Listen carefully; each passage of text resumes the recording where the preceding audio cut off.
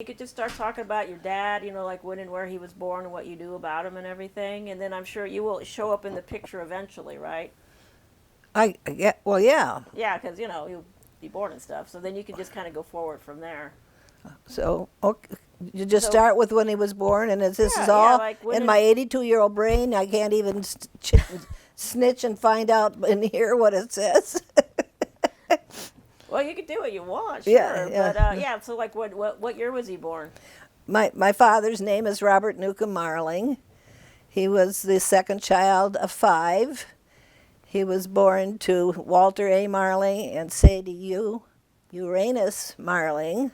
That was when the planet was founded. No kidding, their parents named her that, huh? And he was born in 1897 in McGregor, Iowa.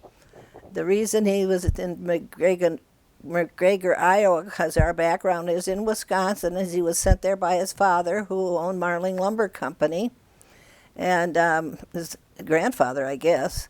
Yeah, grandfather, and to check out some business situation.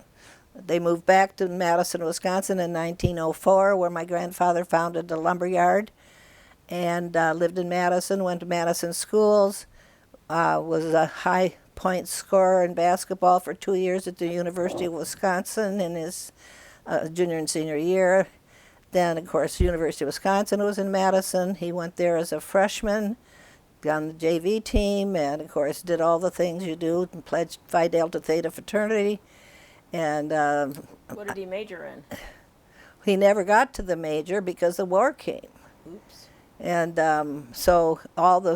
starting in 1914, he had a professor that was teaching the war as it was happening, with all the French dying, 4 million, and all the things that are going over there, and being idealistic.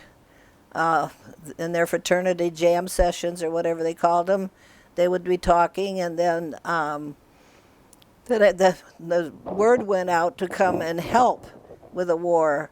But my grandparents would not allow him to join until a war was declared by our president, Mr. Woodward Wilson. So he went to Milwaukee and signed up in the American Red Cross as an ambulance driver, because he didn't want to kill anybody, but he wanted to be helpful. So they took all their medical training in Evanston, Illinois. And so after they did that, as the war progressed and things got harder and the French needed help, and the country was getting ready to support them, and there was a problem in Wisconsin because we had many ethnicities, but especially the French and the Germans and the English in our state, and whose side were you going to be on? That was a decision these young men had to make. And our background was pretty much German, some English, and our family came over with their own sailing ships and brought people from England in 1618. So our family goes back that far, and they fought in all the world's wars all the way up. So anyway, he was an idealistic, patriotic person, and they got then transferred to Chillicothe, Ohio. There they started taking care of the draftees. This was in April of 1917. And then the call went out. They needed somebody that knew how to drive vehicles. They needed the trucks to haul the ammunition and the soldiers and the supplies and the foods and all that to the front lines in France. So the American Expeditionary Forces came in and took over their group and sent them over to France. And they were assigned to General Richard Mallet. And in the group that they were called the Reserve Mallet. And that group was the most influential of American guys that did all the hard work of hauling ammunition up to the front lines, and during the 4 defensives when Germany was pushing towards Paris. Then there were lulls for weather and different between the different engagements, and then they also pushed the Germans as more people got involved in the war, and the war expanded, and more Americans got a lot in the war. There were 26 countries that were in the First World War, which most people don't know. And so anyway, he was in the group of the Reserve Malay that pushed all the Germans back to the line with Belgium. And we're there on November 11th at the armistice when they waved the little flag, if that's what they did, when the Germany decided to surrender.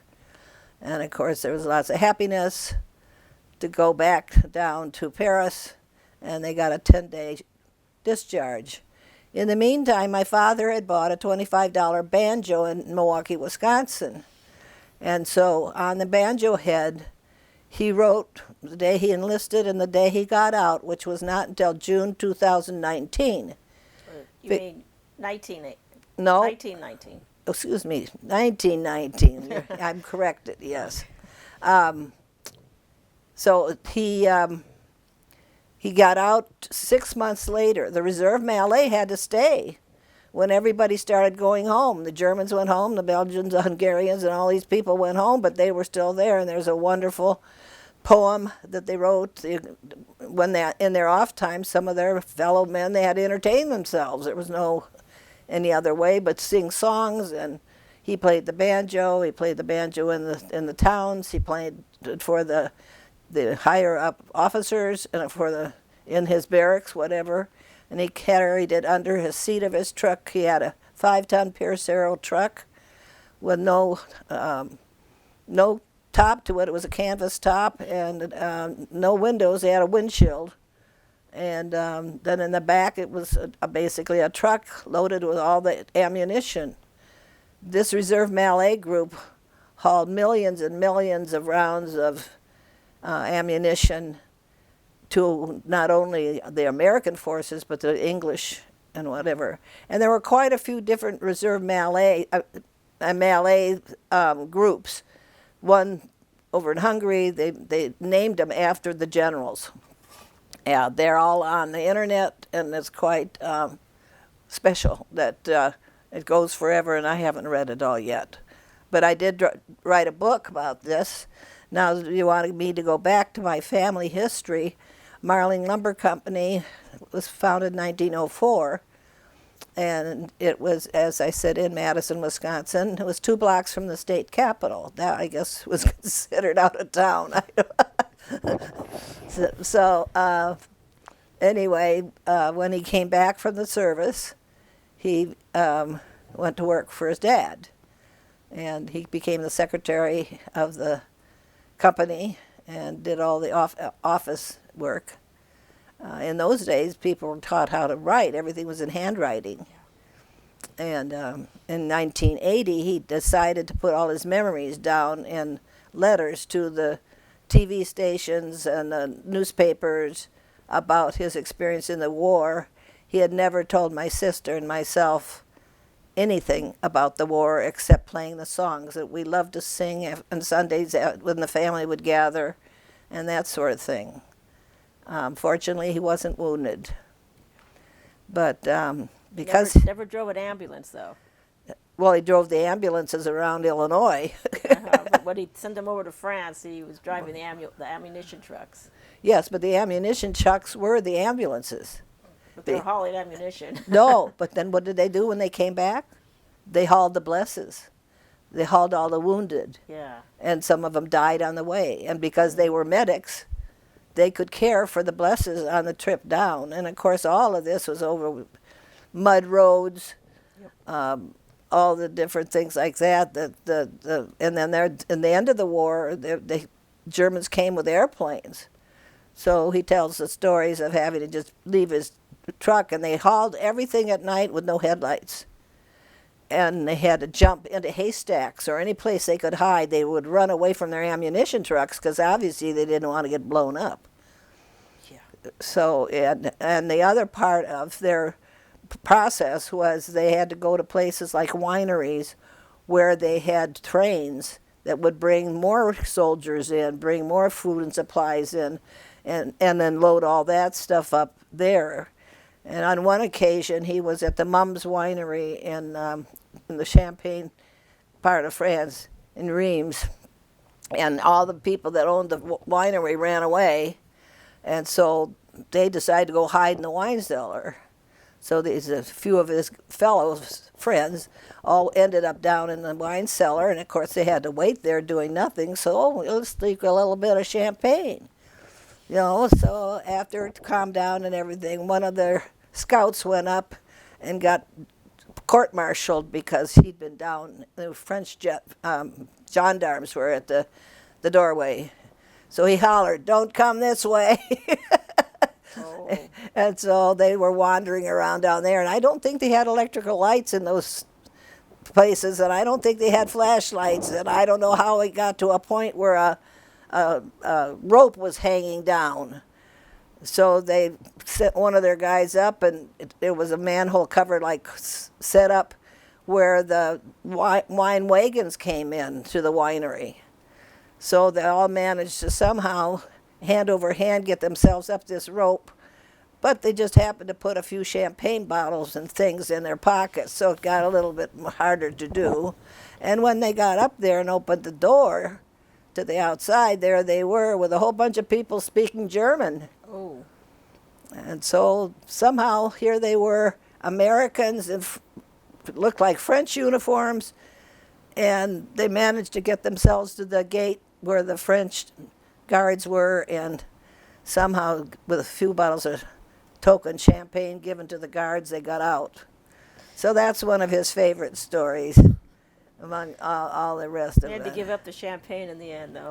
So following that story is every single time there was a major occasion in our family, including my wedding and the birth of every child and the graduation, we had Mum champagne.